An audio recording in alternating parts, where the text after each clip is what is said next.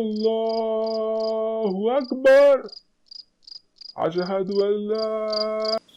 তখনও বাইরে অনেক অন্ধকার ছিল। ঝিঝি পোকার ডাক শোনা যাচ্ছে প্রবলভাবে। লোকটি এই অন্ধকারে ঠিকমতো কিছুই দেখতে পারছে না। এরই মধ্যে একটা কাদায় হোঁচট খেয়ে পড়ে গেল। আমার জামাটি তো ময়লা হয়ে গেল, আমি তো অপবিত্র হয়ে গেলাম। এই জামা নিয়ে নামাজ পড়লে তো আল্লাহ তাআলা আমার নামাজ কবুল করবে না। যাই, বাসায় গিয়ে নতুন জামা পরে আসি।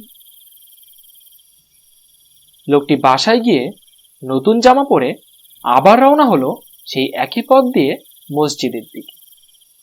হঠাৎ লোকটি আবার সেই কাদায় পড়ে গেল। এতে করে তার জামাটা আবার ময়লা হয়ে গেল। অন্ধকারে ঠিক মতো পথ দেখতে পারছি না, তার উপর কাদায় পড়ে যাচ্ছি। হে আল্লাহ, তুমি আমাকে পবিত্রভাবে নামাজ পড়তে যাওয়ার তৌফিক দান করো। এটা বলে সেই লোকটি আবার বাসায় গিয়ে নতুন জামা পরে আবার রওনা হলো মসজিদের দিকে। পথিমধ্যে শয়তান একজন যুবকের বেশ ধরে একটা হারিকেন হাতে লোকটার সামনে এসে বলল, ভাই আসো, আমি তোমাকে মসজিদ পর্যন্ত পৌঁছে দিই। ধন্যবাদ ভাই। তারপর শয়তানটি লোকটিকে মসজিদ পর্যন্ত পৌঁছে দিল। লোকটি তখন মসজিদের ভেতরে গেল, কিন্তু শয়তানটি বাইরেই দাঁড়িয়ে থাকলো।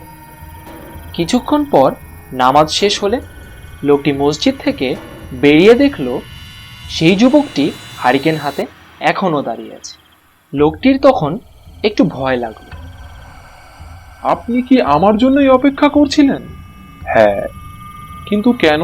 আর এখন তো প্রায় সকাল হয়ে আসছে, রাস্তাও মোটামুটি দেখা যাচ্ছে, তারপরেও আপনি আমাকে হারিকেন দিয়ে পৌঁছে দিবেন? হ্যাঁ অবশ্যই,